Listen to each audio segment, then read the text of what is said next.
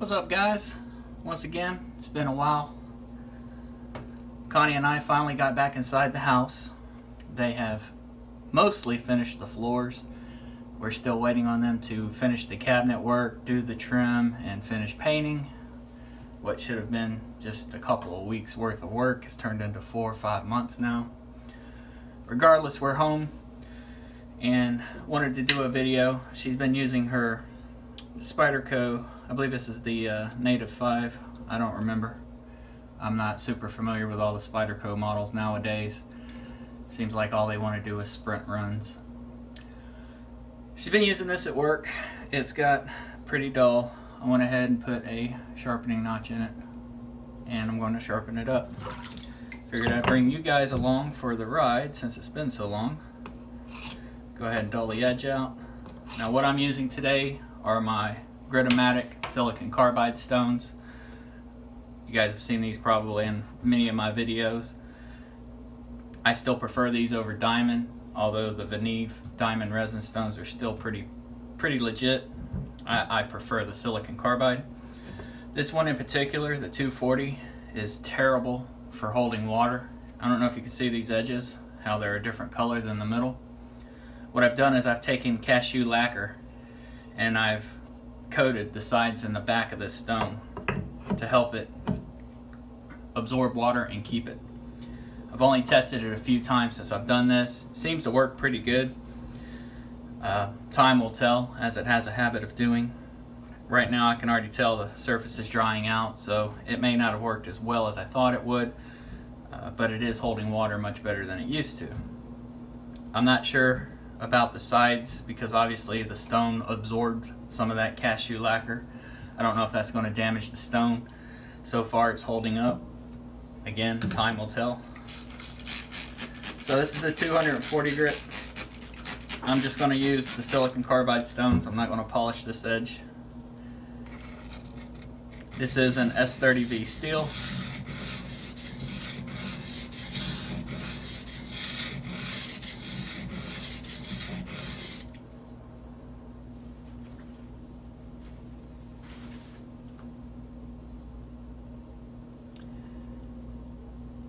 And I seem to be right on Spyderco's bevel. So I'm just going to keep that angle. Grind to a burr. Flip it over, do the same thing.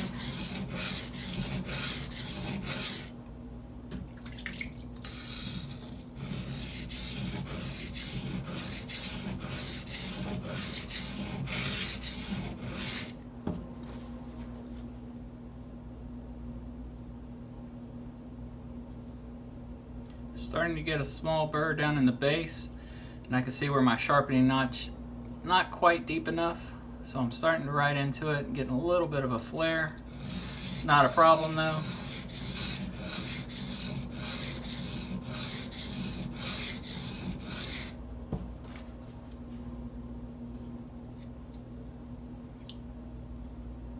So I've got a burr back here, but the rest of the edge is still neglecting.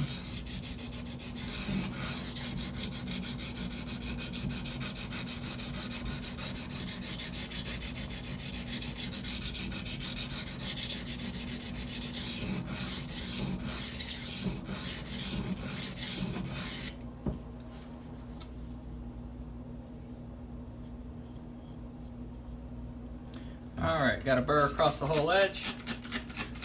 Switch sides, do the same thing. Go ahead and rotate my stone.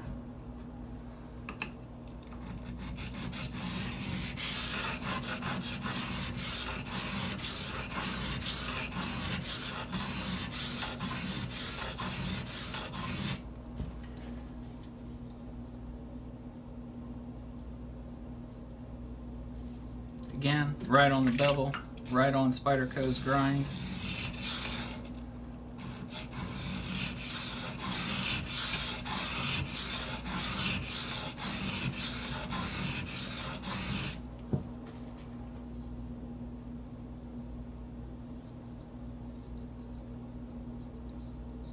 And I've got a burr across the whole edge. I'll do a few minimizing passes just to help clean it up a little bit. although I don't expect it to cut the burr completely off. Hopefully this camera angle works for you guys. I don't know how it's going to turn out. I tried recording several videos in the hotel and they weren't working. And it was all due to camera angle and lighting, and it's just nothing good about it. Switching over to the 1K stone.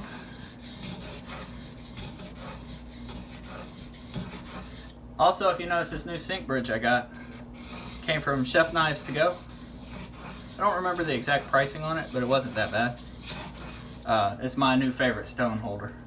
I use it not only for my sink bridge, I also use it just to hold the stones because you can collapse it, and it's about the size of a one of those rubber-footed stone holders. I really like this thing.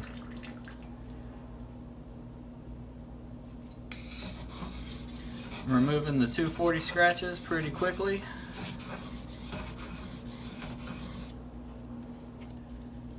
Checking my scratch pattern, making sure I'm going all the way to the edge.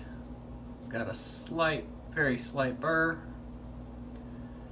And it looks like all my scratches have transitioned.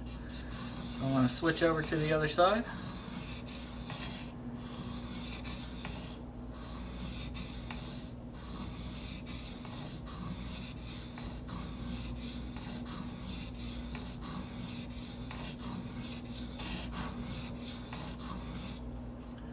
I know many of you saw that we lost Stephen Wolf in December, and recently we lost Cliff Stamp as well. Those are two big blows to the sharpening community, at least the sharpening community I am aware of. Cliff was a pretty abrasive guy if you disagreed with him, but he didn't take anything personally, which was great. He always brought, with his arguments, facts. I enjoyed talking to him. The guy was just full of knowledge, whether you agreed with it or not. I got a little spot on the bevel that's not quite reaching. It's a little bit of a low spot, trying to get down to.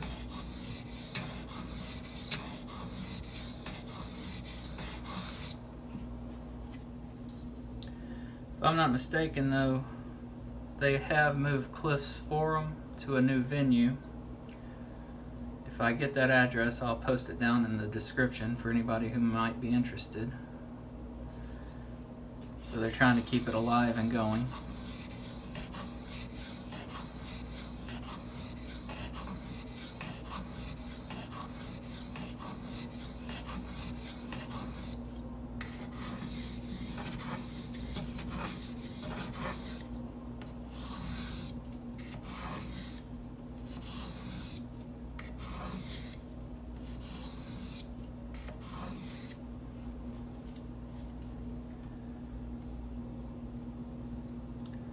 Pretty happy with that.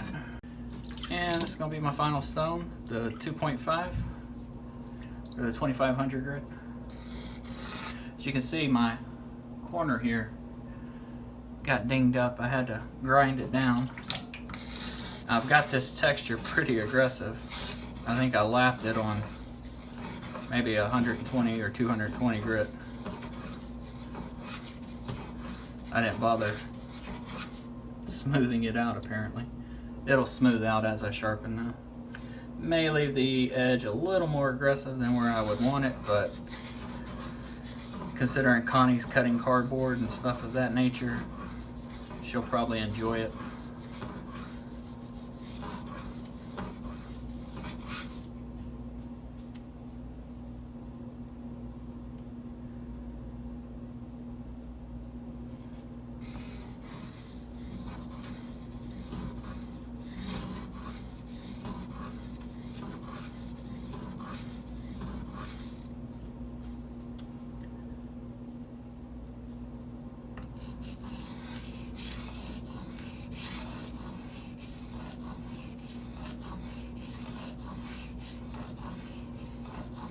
I don't know if you heard how loud that stone was when I first made those few passes.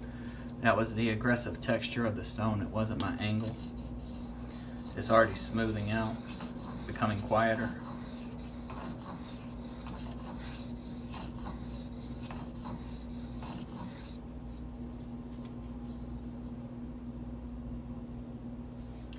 Not happy with how the choil and my little sharpening notch is turning out.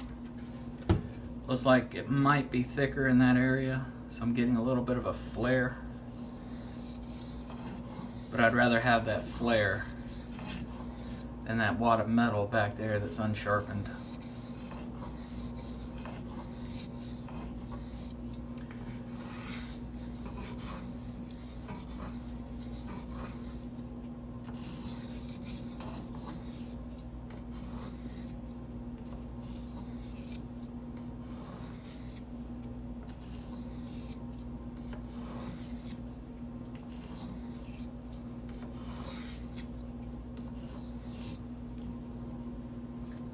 That's it for the stones. So next I'm going to polish on a paddle strop with CBN emulsion. I've got 2 micron on this side, 1 micron on this side. I'm not super big on polishing away your aggression and your toothiness that you get off your stones, so I do, or try to do, minimal stropping. Usually 5 to 10 passes per side is more than enough for myself.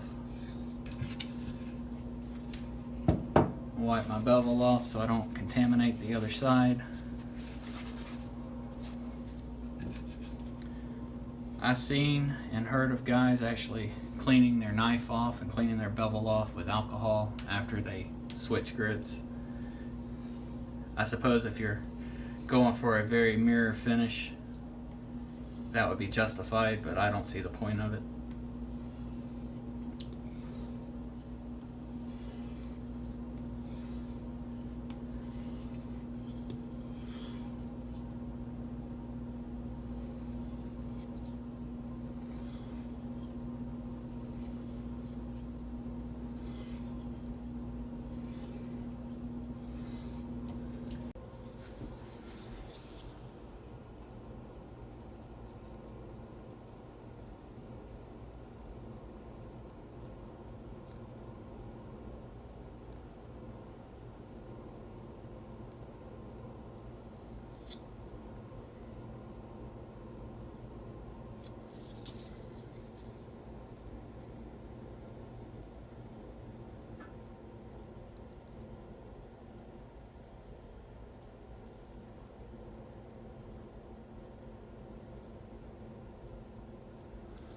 This is that low spot I was talking about. You can see that shiny portion. It's where they changed the angle at Spyderco and messed the sharpening bevel up a little bit.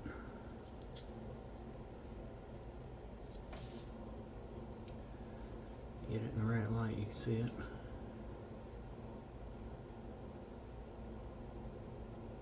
There it is. Just a cosmetic flaw.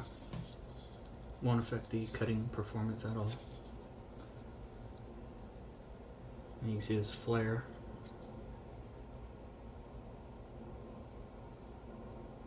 I'll have to enhance that choil. I was trying not to go too deep with it because they can get caught in material as you cut, and that can be a real bummer. My standard 3-cut test.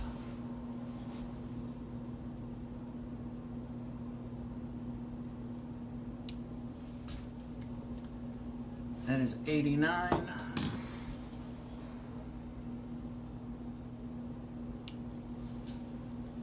$59.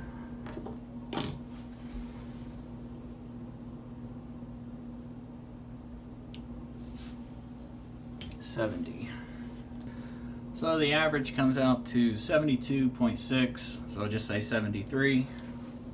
Not bad for a very quick sharpening. I don't have my standard Harbor Freight paper. This is just magazine paper, but